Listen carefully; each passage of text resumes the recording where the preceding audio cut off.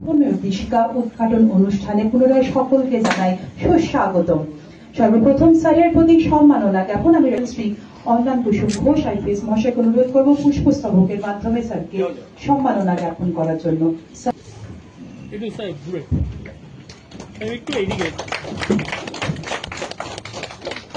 স্যারকে জানাই আরক্ষিক শ্রদ্ধা সম্মাননা এবং আসন গ্রহণ করার জন্য অনুরোধ জানাচ্ছি। আজকের মূল অনুষ্ঠান পর্বে আমরা অগ্রসর হচ্ছি। আমি সর্বপ্রথম অনুরোধ জানাবো respected DCP traffic division Barrackpore police commissionerate Shri Amlan Kusum. একটু সবাই এগিয়ে আমি একটু সকলকে এগিয়ে আসার জন্য অনুরোধ জানাচ্ছি এবং প্রকাশিত হতে চলেছে পথ নির্দেশিকা ব্যারাকপুর পুলিশ কমিশনারেট দ্বারা নির্ধারণ করা বেশ কিছু নিয়মাবলী নীতি।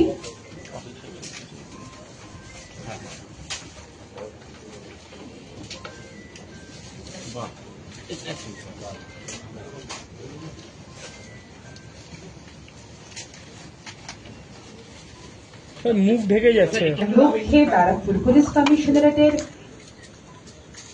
এই অভিনব একটু করতালি আবেদন করব সকলের কাছে। ধন্যবাদ স্যার।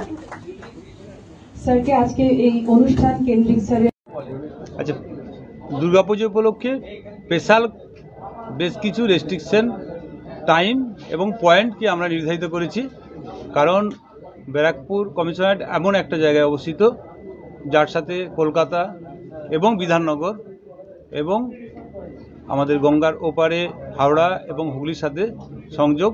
কল্যাণীতেও বেশ কিছু বড় বড় পুজো হয়, ফলে আমাদের কমিশনারেটের মধ্য দিয়ে যে বেলঘরে express, Kalyani expressway, BT road, এই যে গুরুত্বপূর্ণ রাস্তাগুলি গেছে, এখান দিয়ে যে মানুষের ঢল নামে সেগুলি সাধারণভাবে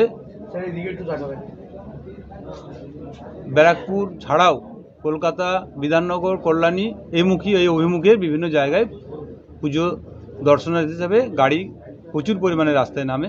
এই সময় গুডস ভেহিকেল সম্পূর্ণভাবে রেস্ট্রিক্টেড থাকছে। কিভাবে রেস্ট্রিক্ট থাকছে সেটা আমরা স্ক্রিনে দেখাচ্ছি।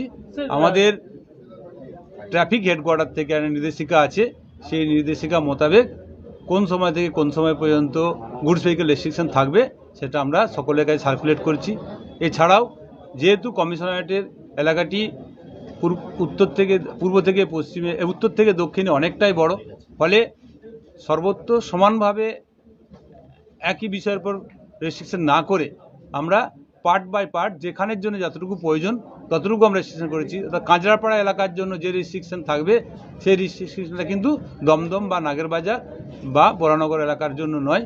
ফলে আমরা এলাকাভিত্তিক যে রেস্ট্রিকশন করেছি সেই রেস্ট্রিকশন আমরা নোটিফিকেশন মারফত সবাইকে জানিয়ে দিয়েছি। এলাকায় এলাকায় আমরা আলাদা আলাদা ফ্লেক্স করে সেগুলোকে ছড়িয়েছি এবং বিভিন্ন গুরুত্বপূর্ণ মোড়ে আমরা ফ্লেক্সগুলোকে আটকে রেখেছি। এছাড়াও আমরা মাইকিংয়ের ব্যবস্থা করেছি।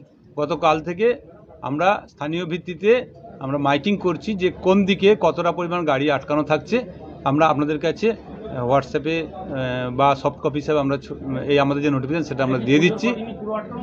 হ্যাঁ, আমাদের দেখুন 25 তারিখ থেকে আমাদের এই যে নোটিফিকেশন চালু আছে সেটা আপনাদেরকে জানিয়ে দিচ্ছি। 25 তারিখ, 26 তারিখ, 27, 28, 29, 30 এবং যেহেতু আমাদের নবমী কুমারী পুজো হয় সেজন্য সকালের দিকে অনেকটা ভিড় থাকে, ওখানে 2 টাইমের নোটিফিকেশন আছে এবং একদম দুর্গাপুজো ইমার্শন অবধি 2, 3, 4, 5 অক্টোবর পর্যন্ত আমাদের এই নোটিফিকেশনটা জারি থাকবে।